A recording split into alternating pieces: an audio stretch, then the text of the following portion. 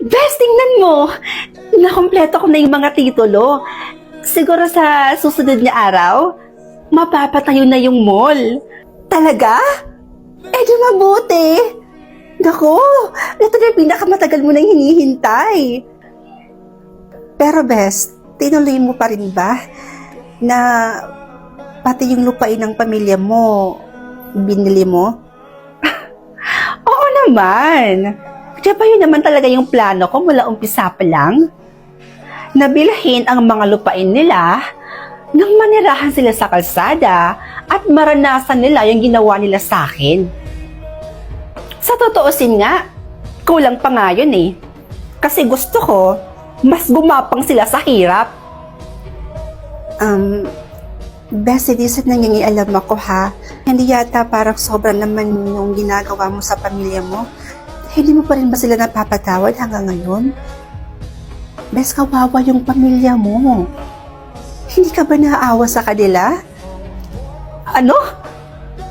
Maawa? Bakit? Ha? Naawa ba sila sa akin doon? Hindi. Pinagtabuyan nila ako. Kinawawa. Alam mo, Bes, dati, ako naman talaga yung breadwinner sa pamilya namin eh. Lahat. Financial, lahat ng tulong ibinigay ko na sa kanila. Halos wala na nga ako itira sa sarili ko eh. Sa kagustuhan kong mabigyan ko lang sila ng magandang buhay. Pero anong isinukli nila? Simula nung na-aksidente ako, simula nung nabulag ako, sino nalapitan ko? Wala. Dahil yung pamilyang inaasahan ko na tutulong sa akin, nasan sila? Pinagtabuyan nila ako.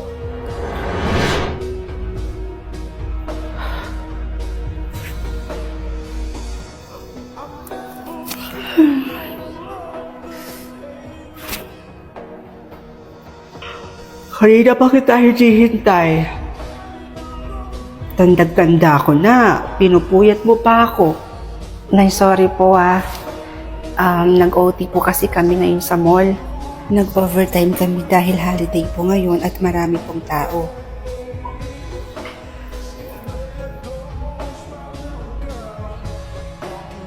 Sweldo mo ngayon, 'di ba? Okay na.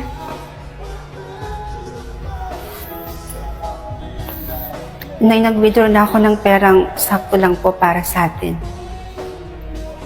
Ito po yung para sa kuryente, tubig, at para sa pagkain po. Ito po, Nay. Kuryente, tubig. O anak, pambayad lang to ng kuryente at tubig. Asa naman yung allowance ko? Alam na namang anak, ito lang yung ibibigay mo.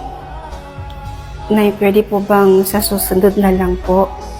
Sakto lang po kasi yung perang ni-withdraw ko, tsaka kailangan ko rin po ng perang panggastos. Eh, ang dami-dami pa nga niyan. Akin na nga yan.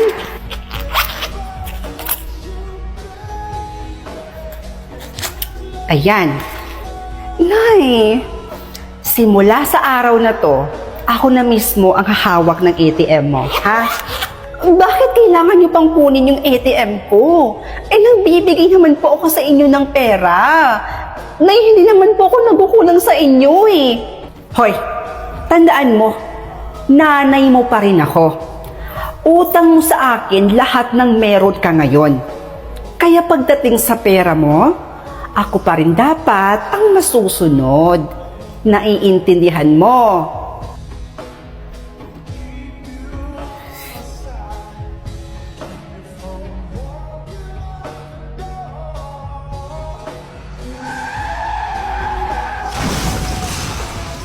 Mrs., pasensya po pero tuluyan na pong nabulag ang anak ninyo dahil po sa malalang aksidente nangyari po sa anak ninyo. Nay? Nay, anong ulam natin? Aba, ang lakas naman yata ng loob mo maghanap ng ulam. Bakit? May ibinigay ka bang pera sa akin pambili ng ulam mo? Eh lahat nga ng ipon mo sa pagpapagamot mo lang napunta. Dahil sa katangahan mo. Alam mo kung hindi ka lang naman nagpakatanga at nagpakasagasa, eh di sana ang ganda ng buhay natin ngayon, kaya mag-ulam ka ng asin.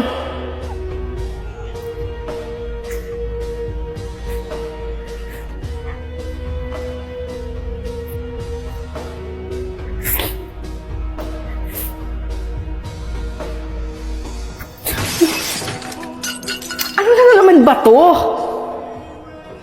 Nakabasag ka na naman? Nay, sorry po. Sorry po, hindi ko po sinasadya. Araw-araw na lang, Jasmine. Halika nga rito. Ikaw nalintik na bulag ka. Aray ko. Lahat na lang ng bagay dito nababasag mo. Nay, sakit po, Nay. Aray ko po. Aray ko, Nay. Bitawan niyo po ako, Nay. Nasasaktan po ako. Wala ka na ng pakinabang, perwiso ka pa at pabigat ka pang hayop ka. Buisit! Kahit kailan talaga, perwiso talaga yung dala ng bata niyan dito. Hay nako. Kayo naman kasi, Nay. Nagpapaka-stress pa dyan sa bulag na yan.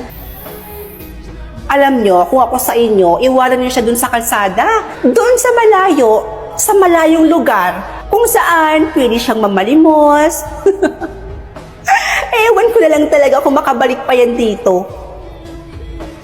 Nay, saan po ba talaga tayo pupunta? Kanina pa po kasi tayo lakad ng lakad eh. Pagod na po ako. Oh, nandito na pala tayo. Ay ko. Oh, itong lahat ng gamit mo. Dito ka lang ah. Bakit, Nay? Saan po kayo pupunta? So, hindi naman lang yung sinabi ko. Dito ka lang at wag na wag kang aalis dito. Naiintindihan mo? Babalikan kita kaagad. O sige, Nay. Antayin ko po kayo dito. Bumalik po kayo kaagad, Nay, ha? Sige na.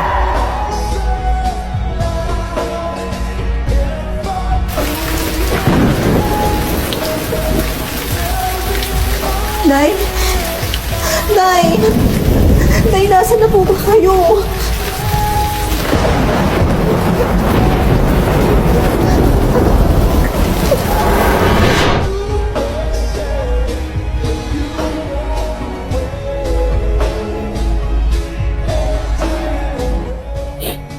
Buti na lang at nakita ako ng mama mo.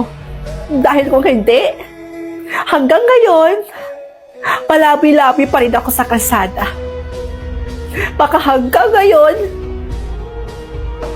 hindi ko alam kung buhay pa ba ako.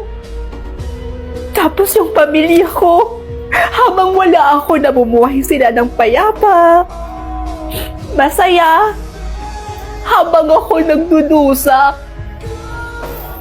Kaya kung hinihilin mong patawarin ko sila, hindi ko yun gagawin.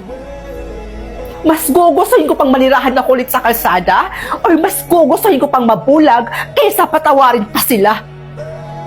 Hindi ko yun sila mapapatawad kahit kailan.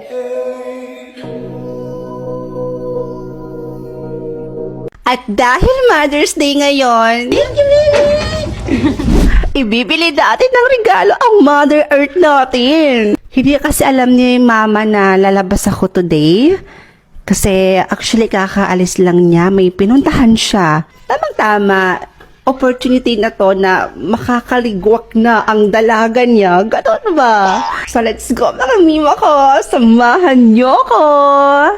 Bago nga pala ako malis ng bahay, nagpaalam muna ako sa papa ko at sinabi ko na rin sa kanya yung plano kong surprise para kay mama. Nagbiruan pa kami dito at binalaan niya nga ako na wag daw ako magpapagabi o wag daw ako masyadong magtatagal dahil delikado daw sa daan. Kasama ko nga pala lumabas yung isa kong kapatid at ang pinsan kong babae. At dahil wala pa nga kaming magarang sasakyan, nag-commute muna ang mima nyo. Malay nyo, balang araw or hindi na masyado magtatagal, magkakaroon na rin ako ng magarang sasakyan. Dumating na nga kami sa aming pagbibilhan ng regalo para kay mama at dito lang naman yan sa City Mall ng Isolan, Sultan Kudarat. Pagpasok nga namin dito mga mima, may sumalubong kaagad sa akin na babae at kinilayan pa nga ang mima nyo. Hindi sana ako papayag mga mima ko, pero mapili talaga siya at sinabi niyang pang-attendance niya daw ito. Kaya kahit ayaw ayokong magpakilay,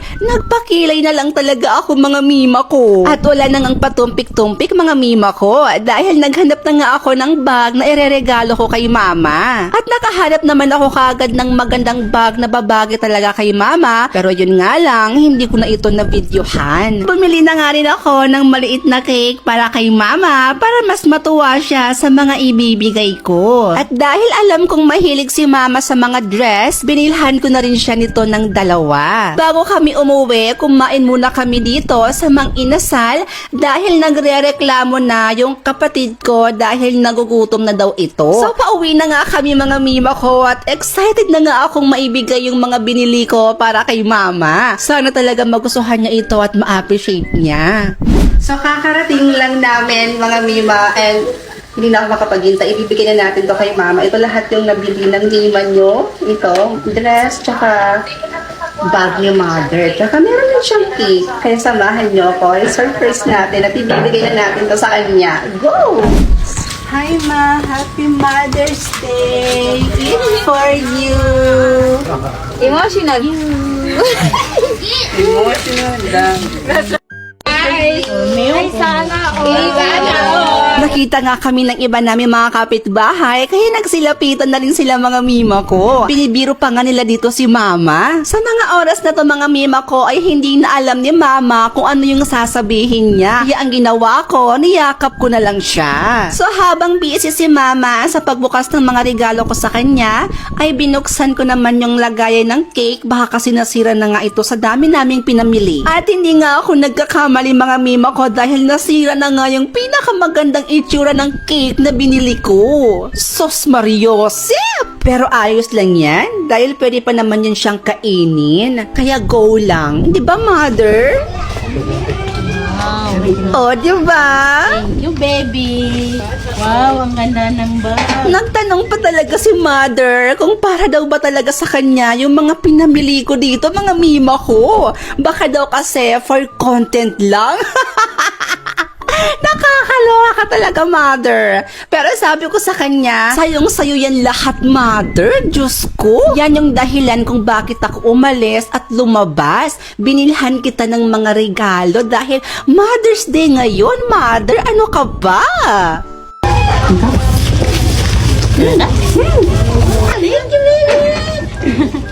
Kaya naman, sobrang saya niya at hindi daw niya in-expect na bibilhan ko siya ng mga regalo, mga mima ko.